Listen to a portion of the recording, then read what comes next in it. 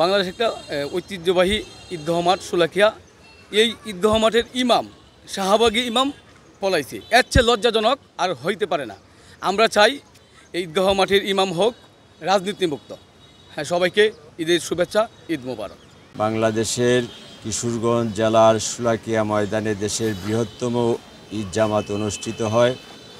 সেই সাথে এটি হচ্ছে 300 বছরের স্মৃতিবিজড়িত এই ময়দান। ফরিদউদ্দিন মাসুদ আগে যে ইমাম ছিলেন, উনি তো ইহুদি খ্রিস্টানদের দালাল ছিলেন।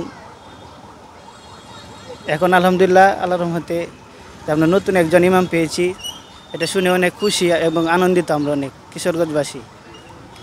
যে আমরা কামনা করি যে এমন কোন ইমাম না আসুক, যেন আমরা ইমাম যেন আমাদের মধ্যে পলাতক না হতে হয়, জাতির কাছে যেন অবমানিত না হতে হয়।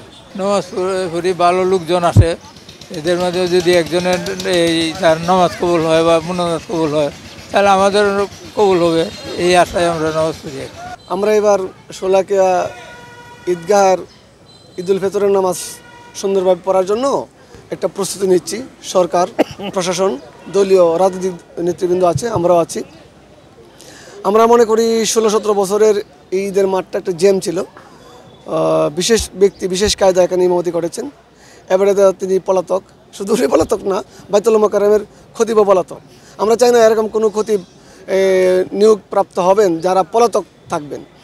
এই ঈদগাহ মাঠে আমি প্রায় 30-35 বছর ধরে নামাজ পড়তেছি, কিন্তু একটা জিনিস সবচেয়ে ভালো লাগে যে ঈদগাহ মাঠে নামাজ পড়লে যে ইনশাল্লাহ আমাদের চোখ দিয়া এই মাঠে অনেক লোকের মাধ্যমে আমরা যখন দোয়া ধরি তখন আমাদের চোখ দিয়া টলটলি অটোমেটিকলি পানি আসে। এই মনের আশা যে আল্লাহ তাআলা আমাদের এই দোয়া হয়তো কবুল করে নিতে পারে। দেখলাম এখানকার পরিবেশ অনেক ভালো, নিরাপত্তার ছাদরে অনেক ঢাকা। 2 দিন আগ পর্যন্ত অনেক নিরাপত্তার জোরদার করছে। ইনশাআল্লাহ ঈদের নামাজ পড়বে এখানে, আল্লাহ আমার ঈদের নামাজকে কবুল করুক। কিশোরগঞ্জের ঐতিহাসিক শোলাকিয়া ঈদগাহ মাঠে নামাজ পড়ার আনন্দই ভিন্ন। 30 দিন সিয়াম সাধনার পর নামাজ পড়তে এসে মানুষ আবেগ আপ্লুত হয়ে যায়। আসলে ঐতিহাসিক দিক দিয়ে তুলনা করলে এখানে প্রায় 200 বছরের ইতিহাস। এখানে নামাজ পড়ছে কিশোরগঞ্জের সাধারণ মানুষ। সকলকে পবিত্র ঈদুল ফিতরের আগাম শুভেচ্ছা। পবিত্র ঈদুল ফিতরকে উপলক্ষে প্রতিবারে নেই এবারও র্যাব 14 যে সকল নিরাপত্তা ব্যবস্থা গ্রহণ করেছে সে সম্পর্কে আপনাদের বিস্তারিত অবগত করছি।